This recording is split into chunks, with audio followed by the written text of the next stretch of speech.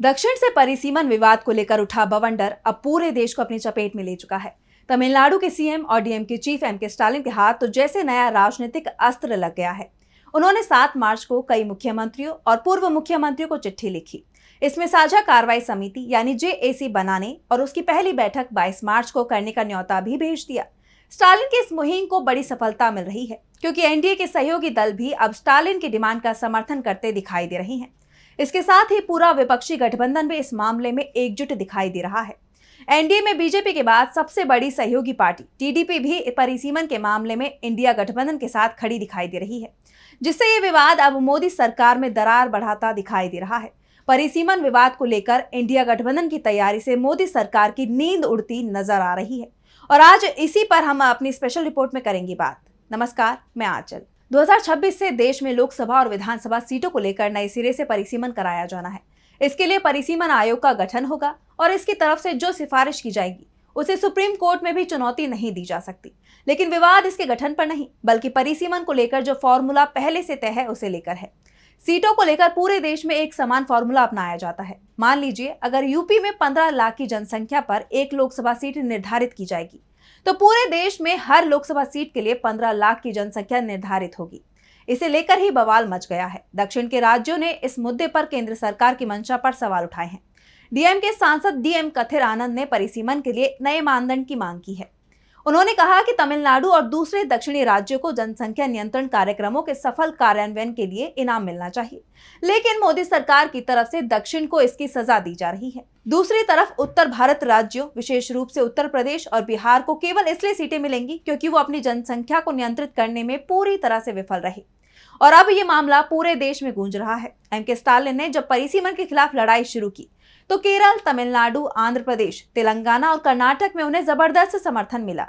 10 मार्च को संसद के बजट सत्र में दूसरे चरण की बैठक शुरू हुई तो ये मुद्दा दोनों ही सदनों में उठा। उससे पहले 2 मार्च को एमके स्टालिन ने अपने राज्य में सर्वदलीय बैठक बुलाई, जिसमें राज्य की सभी छोटी बड़ी पार्टियां शामिल हुई और साझा मोर्चा खोलने को तैयार हुई। सिर्फ बीजेपी इस बैठक से दूर रही, जिसकी तमिलनाडु में कोई खास पैठ नहीं है। बीजेपी का कहना है कि ये बेमतलब बखेड़ा खड़ा करने की कोशिश है। एमके स्टालिन ने इसे लेकर 7 राज्यों के सीएम और पूर्व सीएम को चिट्ठी लिखी, जिसमें उन्होंने कहा कि ये सिर्फ एक राज्य की चिंता नहीं है, ये हमारे संघीय सिद्धांत पर चोट है। हमें मिलकर इस चुनौती के संवैधानिक, कानूनी और राजनीतिक पहलुओं पर विचार करना चाहिए। हमें प्रतिशत के आधार पर अपने मौजूदा प्रतिनिधित्व को बरकरार रखने के लिए साझा विकल्प तलाशना चाहिए। अगर आबादी के मोटे आंकड़ों के आधार पर परिसीमन किया गया तो जन्म दर घटाने वाले दक्षिणी राज्यों को सजा मिलेगी और ऐसा न कर पाने वाले उत्तर को इनाम मिलेगा। स्टालिन की मुहिम को दक्षिण में समर्थन भी मिला। 22 मार्च को जो बैठक उन्होंने बुलाई है उसमें कांग्रेस शासित तेलंगाना, कर्नाटक सरकारों, तेलंगाना में विपक्षी भारत राष्ट्र समिति यानी बीआरएस, ओडिशा के पूर्व मुख्यमंत्री नवीन पटनायक की बीजू जनता दल यानी बीजेडी और आंध्र प्रदेश के पूर्व मुख्यमंत्री जगन मोहन रेड्डी की वाईएसआर कांग्रेस पार्टी यानी वाईएसआरसीपी ने शामिल होने पर सहमति जता दी है।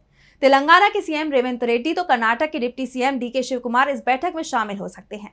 रेवंत रेड्डी ने इस मामले में बीजेपी पर निशाना साधते हुए कहा कि बीजेपी दक्षिण में पैर नहीं फैला पा रही है तो उसे दंडित करने के लिए अलग अलग औजार निकाल रही है। परिसीमन के जरिए दक्षिण को दरकिनार करके बीमारू राज्यों में सीटें बढ़ाकर पिछले दरवाजे से अपना दबदबा मजबूत करना चाहती है। दक्षिण के 5 राज्यों में 4 के मुख्यमंत्री खुलकर ये आशंका जता रहे हैं कि संसद में दक्षिण की कमजोर मौजूदगी का मतलब उन्हें केंद्रीय धन के आवंटन में कमी आएगी और उत्तर दक्षिण के बीच आर्थिक गैर बराबरी बढ़ेगी। उनका मानना है कि इससे देश का संघीय संतुलन बदल जाएगा और उनके लिए अहम नीतिगत मामलों में अपने हितों की रक्षा करना और मुश्किल हो जाएगा।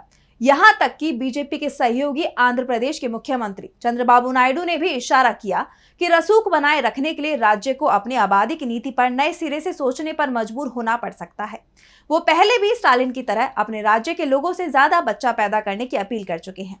अगर नायडू बुलावे पर चेन्नई का रुख करते हैं तो सियासी समीकरण काफी बदल सकते हैं। लेकिन जिस तरह से चंद्रबाबू नायडू की तरफ से राज्य की आबादी बढ़ाने वाला बयान दिया गया, उनके बेटे और राज्य सरकार में मंत्री नारा लोकेश ने भी परिसीमन को दक्षिण के राज्यों से भेदभाव होने की स्थिति में विरोध करने के संकेत दिए। उसके बाद ये माना जा रहा है कि इस विवाद के चलते एनडीए में फूट पड़ गई है।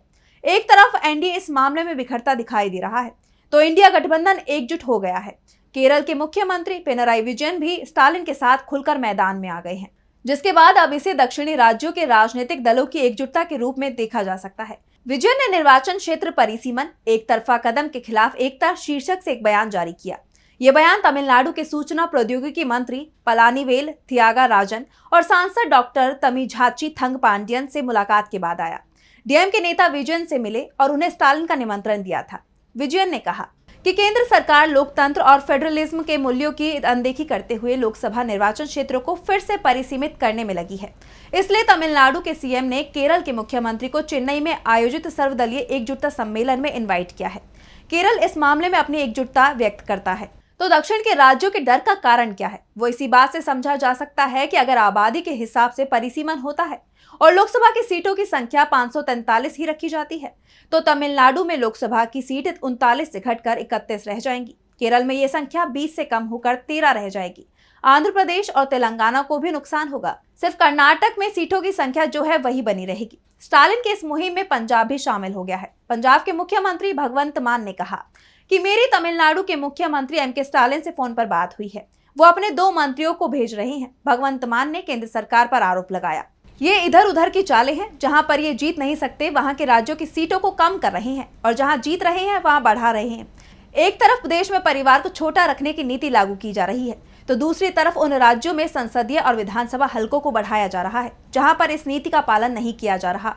अगर आबादी वाली नीति के आधार पर सीटों को बढ़ाया घटाया जाता है तो इसका असर पंजाब पर भी होगा। बेशक पंजाब में 1-2 सीटें बढ़ेंगी, लेकिन ये उस अनुपात में नहीं होंगी जो दूसरे राज्यों में बढ़ेगी। तो अब विवाद का सबसे बड़ा कारण बताते हैं। इसका पहला कारण तो नया संसद भवन ही है, जिसमें 888 सांसदों के बैठने की व्यवस्था है।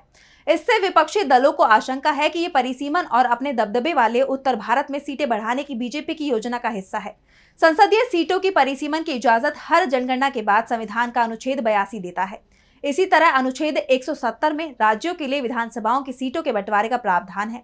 ये प्रक्रिया परिसीमन आयोग पूरा करता है, जिसे आबादी के आधार पर निर्वाचन क्षेत्रों की सीमाएं नए सिरे से खींचने और अनुसूचित जातियों जनजातियों के लिए आरक्षित सीटें तय करने का अधिकार हासिल है। अनुच्छेद 329 के तहत परिसीमन के संबंध में संसद से पारित कानूनों की न्यायिक समीक्षा की जा सकती है, लेकिन इसमें एक पेंच भी फंसा हुआ है। संविधान के अनुच्छेद 81 में 550 सीटों की सीमा तय की गई है, यानी 530 राज्यों के लिए और 20 केंद्र शासित प्रदेशों के लिए। लिहाजा सीटों की कुल संख्या में किसी भी तरह की बढ़ोतरी के लिए अनुच्छेद 81 में फेरबदल की दरकार होगी। फिलहाल तो परिसीमन की आहट से ही सियासत तेज हो गई है, क्योंकि परिसीमन की कवायद से देश के उत्तरी और दक्षिणी राज्यों के राजनीतिक प्रतिनिधित्व में अहम बदलाव आ सकता है।